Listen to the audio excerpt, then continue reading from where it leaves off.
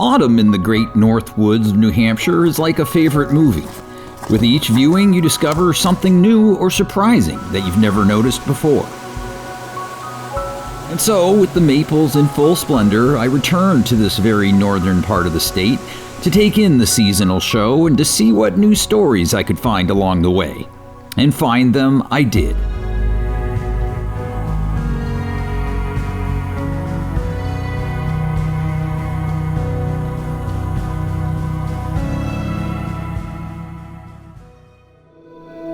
Explore New England is brought to you by your New England Ford dealers, your local REI co-op.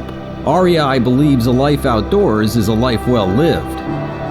Geico, saving people money on more than just car insurance. And visitnewengland.com.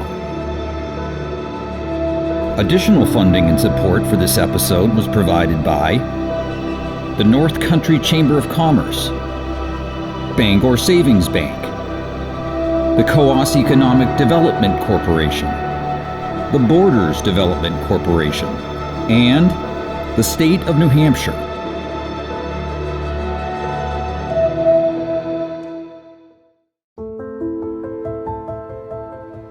Beginning just north of the White Mountains and extending to the Canadian border, the Great North Woods comprises rolling hills, crystalline lakes and rivers, deep forests, and never-ending opportunities for outdoor recreation. Among them, paddling. From big lakes like Umbagog and Francis to small secluded ponds and bogs, the Great North Woods is chock full of places to explore in a canoe or kayak. Then there's the Connecticut River itself, which has numerous put-in spots along its length and offers everything from whitewater rapids to long, quiet sections perfect for beginner and intermediate paddlers. To experience the river firsthand, I took a short trip with Noah Pollock of the Northern Rivers Canoe Trail, which manages and maintains several campsites along the river as part of the overarching Connecticut River Paddlers Trail. We started our adventure at the William Schomburg Memorial Recreation Area, just outside the town of Stratford. A short paddle across the river brought us to the Lyman Falls campsite, one of several such sites along the upper Connecticut that are open to the paddling public. Lyman Falls is one of my favorite spots on the Connecticut River, and this piece of property was privately owned for many years. In the 1990s, we worked to conserve it and transferred it to the state as a state park. Yeah, it's a beautiful site. I mean, you can get lots of tents in here.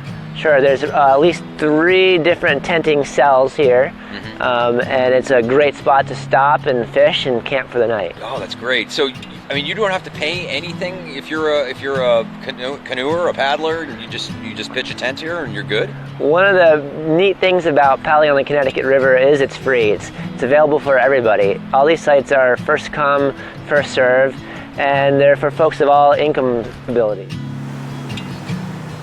Yeah, let's paddle on. Okay. I like that idea.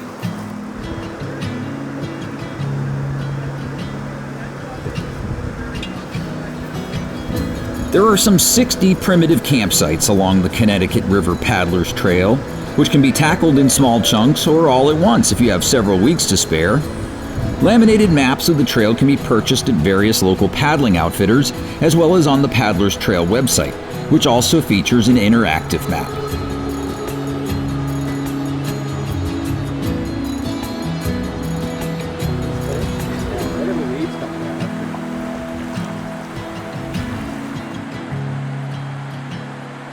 I've been working in the North Country for over 10 years. We've been working with private landowners to establish campsites, to secure public access easements on traditional access points. And through that process, I've really grown to appreciate this landscape and the people that live here. And it's been a real joy to be able to work and play here. I think what's unique about the Connecticut River is the variety of partner organizations that have joined together to make recreation possible. There's probably about 30 different organizations ranging from land trusts to towns to state agencies to businesses like the hydro company, Great River Hydro, who help make campsites and access points and porters trails available for the public. I'm Noah Pollack. I'm the regional coordinator for the northern section of the Connecticut River Paddlers Trail.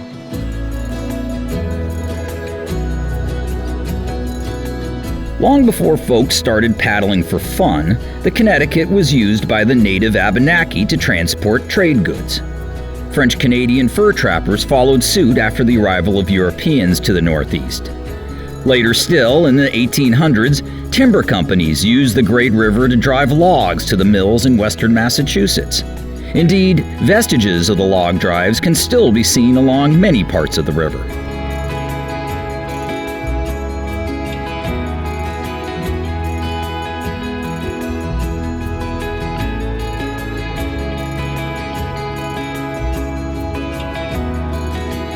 If you'd like to combine some fishing with your paddling, by all means bring a rod, as the Upper Connecticut offers world-class fishing for trout and landlocked salmon, the latter more common in its upper stretches above Lake Francis.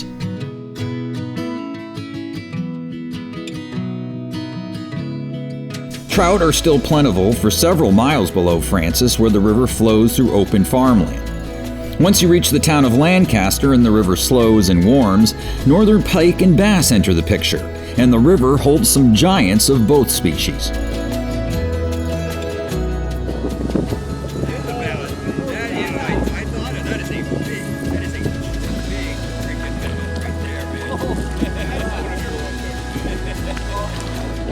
There's a new spot to go for a bass.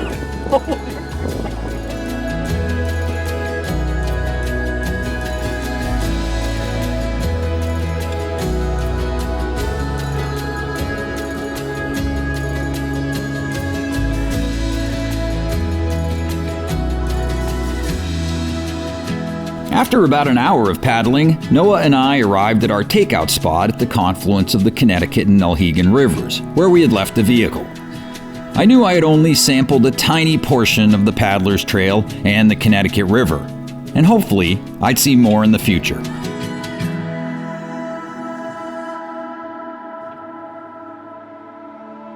Even the most casual visitor to the Great North Woods quickly notices that this is ATV country. The rugged, versatile vehicles are everywhere, on main streets and back roads, lined up at gas stations and in the parking lots of restaurants and grocery stores.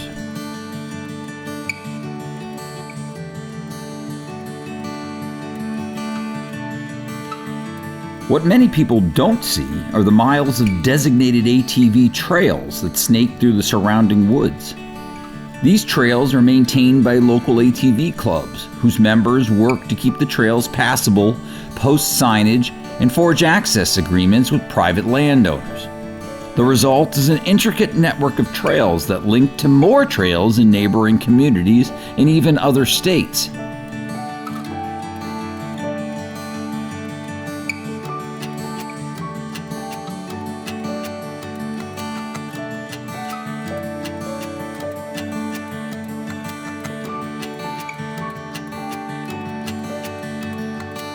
To learn more about the local off-road scene, I contacted Corrine Rober, owner of Bear Rock Adventures, an ATV and snowmobile outfitter with locations in both Pittsburgh and Colebrook.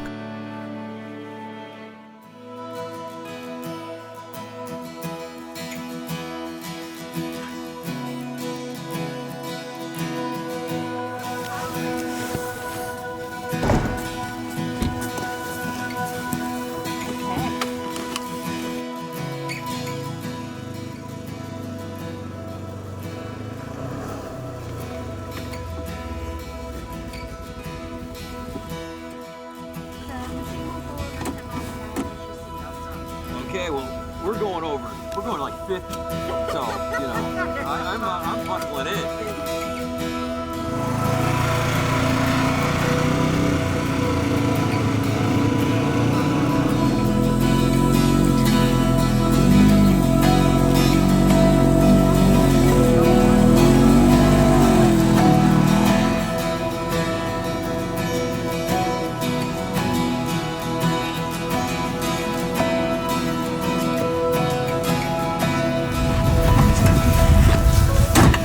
Wow, this is a spectacular view. Yeah, so let's see, over here we've got Canada, Okay. Vermont, and then all of New Hampshire. Oh man. So it's a great view. Oh, it's really nice. I can't believe that machine can climb that type of grade. It's amazing. Unbelievable. It's amazing what it can do. Yeah. Is there any place it can't go? Well, don't ask, right? Not off trail. Not off trail. Oh yeah. Well, this is great. Well, I'm sure there's a lot more to see, right? There is. There's All right. a lot. Excellent. Well, let's get going then.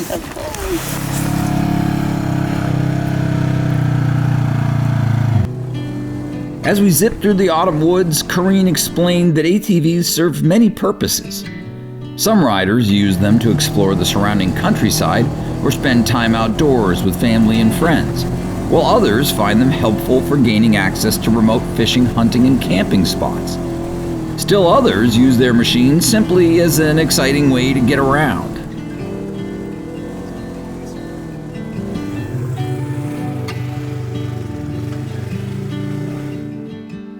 ATV and snowmobiling is not necessarily just a go ride fast type of motorized sport. It's giving you an opportunity to get out there into the wilds, into areas that you necessarily would not be able to experience, and to bring people along with you.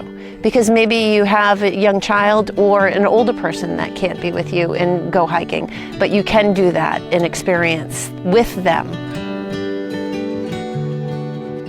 When you drive north and go beyond the notches, there's a release of intensity and a calmness that just takes over you that you don't get anywhere else.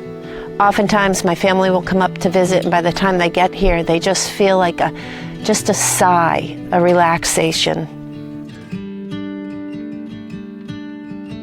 My name is Corrine Rober. I own Bear Rock Adventures, a premium Polaris outfitter in Pittsburgh, New Hampshire.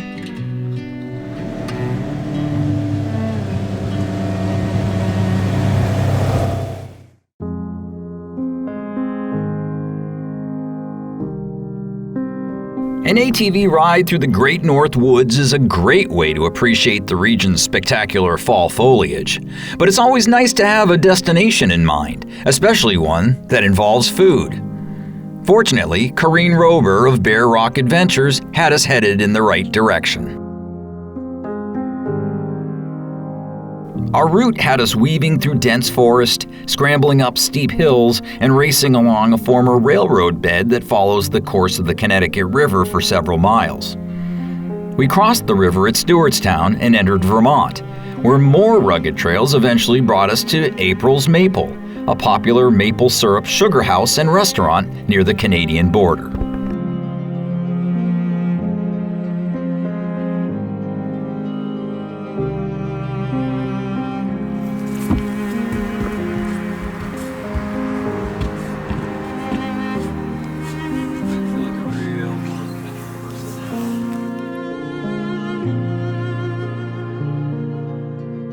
So I do this because I have traveled to many places in the United States and around the world, and I have never found a place that I could call home like Canaan has always been. And so I had the opportunity to really reinvest back into Canaan in a nice way, and I took that opportunity. My mom and her 5 sisters had started taking care of this land that you're on and that we've kind of taken a look at, and they were thinking about selling. And there wasn't anything on the land at that point, and I had been looking for an investment. I had a corporate job, and I wasn't necessarily thinking that my investment would be a sugar house or 800 acres of land in rural Vermont, but the opportunity came up and it felt like something that I could do, something that would mean a lot to me, and I could make a difference for myself and for my family and for people around me. So it just felt right, and so I bought that land in 2012 and started to put together, April's Maple. This is a map of the 800 acres that we own at April's Maple. It's actually 813, but 800 acres in a dream. The map shows where we tap all of our maple trees. So our sugar house is here at the bottom of Coal Hill, and we have this Coal Hill. We have 4,500 taps on the Coal Hill property behind us. This is a dirt road that runs through the property. So you'll see it's a narrow, kind of skinny tract of land, and we collect in 3 different spots. Coal Hill runs right off the mountain into the sugar house. Deer Run and Sunrise, they run along the side of the road and collect in a small building and shoot overhead into the sugar house. And the rest of the taps are about 1.9 miles up the road, and it's dirt road, and they all collect up on Maple Sugar Hill, and there's a tank up there. It holds 2,000 gallons of sap. When the tank is full, it trips a float, and it sends that sap 2 miles underground. Underground. So the sap is coming 1.9 miles underground, and it's coming at 2,000 gallons at a time. Oh. So when it comes down, it comes under here, it comes above the road down here, and then it stays above the road and comes in, and when it comes into the tank room, it comes in like a flood for about 15 minutes because there's so much sap that comes down.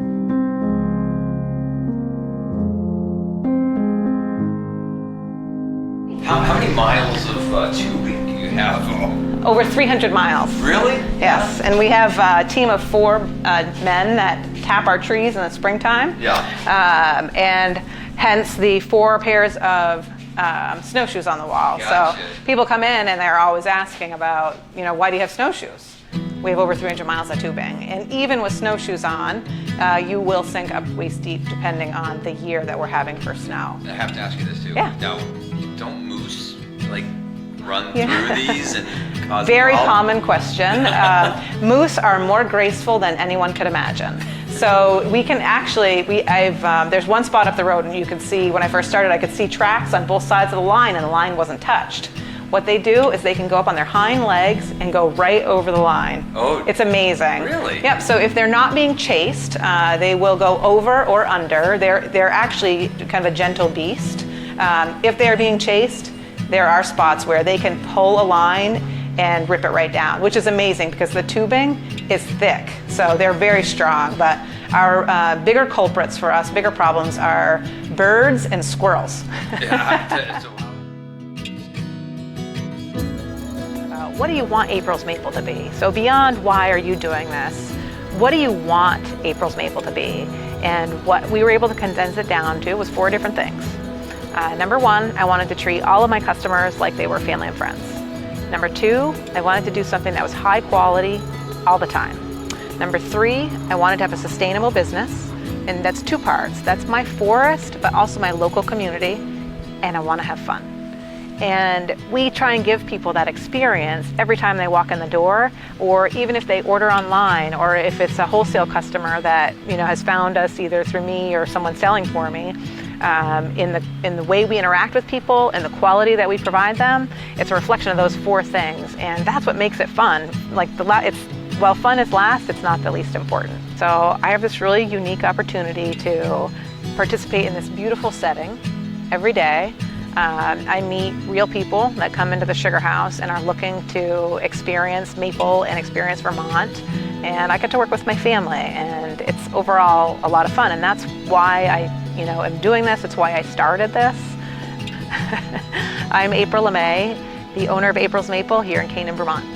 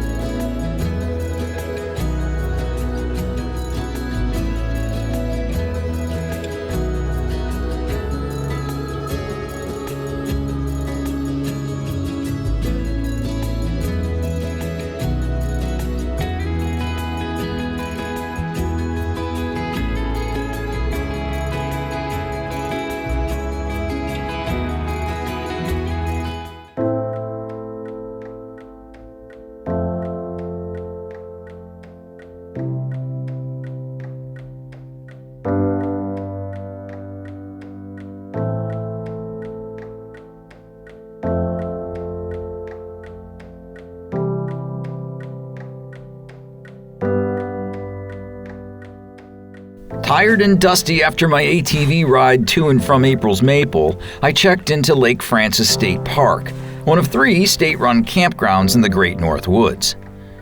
Lake Francis features both tent and RV sites, along with shower facilities, a small store, and a boat ramp. It also offers ready access to ATV trails and, for fishermen, the section of river known as the Trophy Stretch, which flows from First Connecticut Lake to Lake Francis and holds brook, brown, and rainbow trout, as well as landlocked salmon. In short, the campground makes a terrific base camp for pursuing a multitude of activities.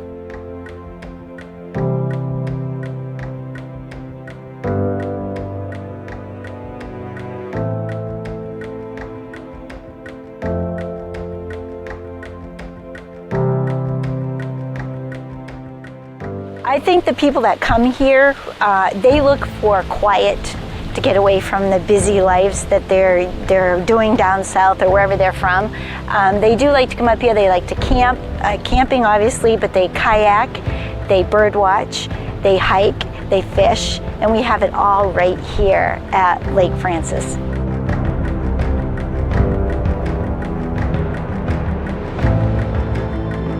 While I had enjoyed several days of good weather on my fall sojourn to the Great North Woods, my luck was about to run out.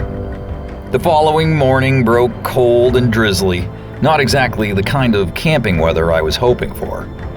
However, a hearty breakfast of corned beef hash, bacon, and eggs always seems to brighten my day, no matter how gloomy the conditions.